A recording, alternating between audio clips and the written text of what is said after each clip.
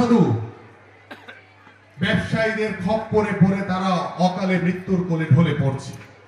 আমি সেই সকল অসাধু মাদক ব্যবসায়ীদেরকে আহ্বান করব যে আপনারা এই ধরনের মাদক থেকে বিরত থাকেন, এই ধরনের মাদক ব্যবসা থেকে বিরত থাকেন, কারণ আপনার এই মাদক ব্যবসার কারণে আমাদের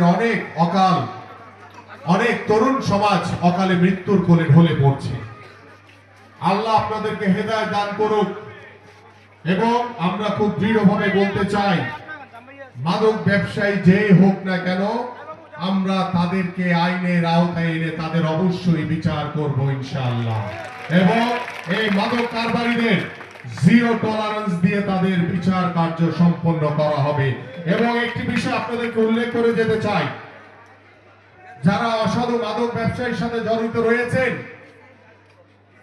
আপনারা অনেকে মনে করেন যে বাংলাদেশের যে আইন রয়েছে বর্তমানে, সে আইনের ফাঁক ফোকর দিয়ে আপনারা হয়তো অ্যারেস্ট হওয়ার পরে এক সপ্তাহ, কেউ এক মাস পরে বের হয়ে আসেন।